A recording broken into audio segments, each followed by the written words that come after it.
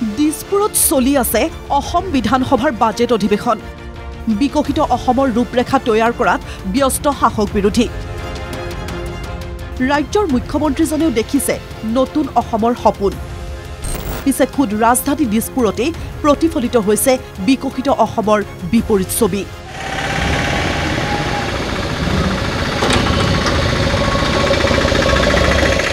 সৰকাৰৰ মতে এতিয়া ৰাজ্যত উন্নয়নৰ গংগা বৈছে কিন্তু মোৰ কাখৰ এই পথটো আপোনালোকে দেখিলে নিশ্চয় বুজিব পাৰিব যে বৰ্তমান সময়ত খুদ ৰাজধানী দিছপুৰতে কেনে এক অৱস্থাৰ উদ্ভৱ হৈছে এই সদাব্যস্ত ৰাজপথটো গণেশগুৰি উৰণ খেতুৰ পৰা বিধায়ক আৱাসৰ দিশে এটা পথ আৰু এই পথটো বিগত ৩-৪ মাহ ধৰি এই ধৰণে অতি বিধ্বস্ত প্ৰায় অৱস্থাত বৰ্তমান সময়ত ইয়াত আছে কিন্তু এই সকলো দেখিও নিৰ্বিকাৰ ৰূপত লোক নিৰ্মাণ পথ বিভাগৰ বিষয়া অভিযন্তা হয় মুখ্যমন্ত্ৰী হিমন্ত বিশ্ব শৰ্মাৰ অধীনস্থ লোক নিৰ্মাণ পথ বিভাগৰ চূড়ান্ত অৱহেলাৰ পৰিণতিত এতিয়া এই সদাব্যস্ত পথটো হৈ পৰিছে যাতায়াতৰ অনুপযোগী গণেশগুৰিৰ পৰা বিধায়ক আৱাসৰ দিশে যোৱা পথৰ এই চৰম দুৰৱস্থা প্ৰকাণ্ড গাতে দুৰ্ভোগ ভুগাইছে প্ৰতিজন নাগৰিকক পথ দুৰ্ঘটনাৰো অন্যতম কাৰক এই পথছোৱা ৰাজধানী চহৰতেই পথৰ এই দুৰৱস্থাৰ সন্মুখীন হৈ একাংশ নাগৰিকে কৈয়ে পেলালে গুৱাহাটীতকৈ গাঁৱৰ বাটপথে ভাল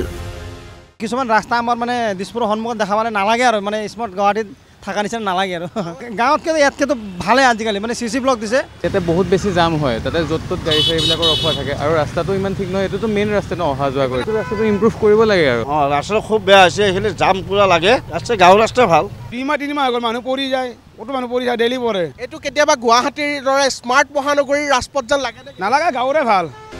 এইবাৰ গণেশগুৰি দিশৰ পৰা বিধায়ক আৱাসৰ দিশে আৰু অলপ আগুৱাই যাওঁ বলক বিধায়ক আৱাসলৈ মাত্ৰ 100 মিটাৰ নিলগতে আপুনি দেখিব পথটোক বিভক্ত কৰা এইটো প্ৰকাণ্ড গাঁত যেন কোনোবাই ইচ্ছাকৃতভাৱে খান্দি পেলোৱা এটা গাঁতহে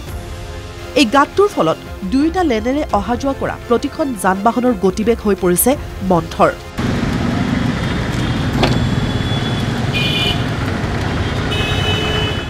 গাঁতত চকা নপৰাকৈ পাৰ হ'ব নোৱাৰে কোনো এখন বাহন ফলশ্ৰুতিত পথটোত উদ্ভৱ হয় তীব্ৰ যান-জঁট